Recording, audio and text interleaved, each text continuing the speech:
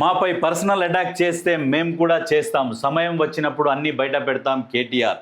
రేవంత్ రెడ్డి 18 గంటలు పనిచేసి ఏం సాధించిందంటే, ఒకవేళ నువ్వు మనసులో విషం గనక తీసేసుకొని విషం పక్కకు పెట్టి కడుపులో కుళ్ళు పక్కకు పెట్టి నిజంగా మాట్లాడితే నీ నోటి నుండే నిజాలు వస్తాయి. రామన్న నిజంగా చెప్తున్నా, నువ్వు ఆ విషము ఆయన ముఖ్యమంత్రి అయింది అనేది ఈ కుళ్ళు బుద్ధులు ఇవన్నీ పక్కకు పెట్టి ఆ 18 గంటలు కష్టపడుతున్న దానికి నువ్వు మంచి చేసేదాన్ని మంచి అని క్లియర్గా చెప్తే జనాలు కూడా నిన్ను నమ్ముతారు. జనాలు నిన్ను నమ్మకపోవడానికి ప్రధానమైన కారణం ఏంటంటే నువ్వు ఆడుతున్న అబద్ధాలు. అవి మాను. నువ్వు సన్న బియ్యం ఇస్తే బడ్జెట్ ఎంత భారం అవుతుంది ప్రభుత్వం మీద అనేది నువ్వు క్లియర్గా చెప్పినావు. అది సాధ్యం కాదు అని చెప్పినావు. సాధ్యం కాదు అన్నదాన్ని సాధ్యం చేసి చూపించిండు. మహిళలకు ఫ్రీ బస్సు, 200 యూనిట్ల కరెంటు,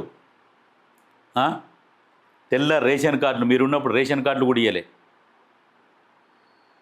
ఇంకేం కావాలి? పూర్తి స్థాయిలో రైతులకు రుణమాఫీ చేసిన రెండవ ముఖ్యమంత్రి.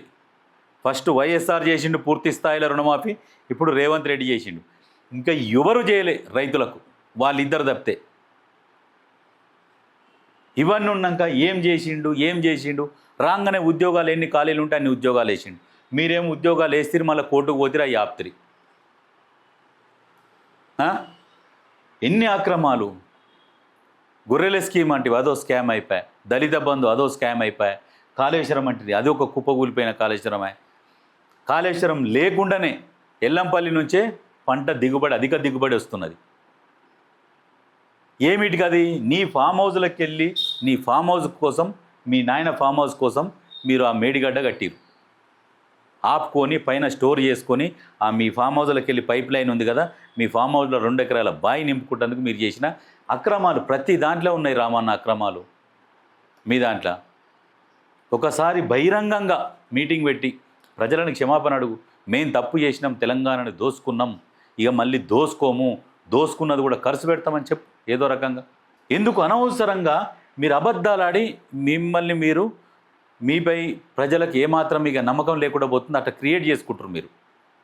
అది మానండి. అది మాని మీరు మంచిగా ఆరోపణలు చేయండి, మంచి చేయండి, బాగుంటుంది.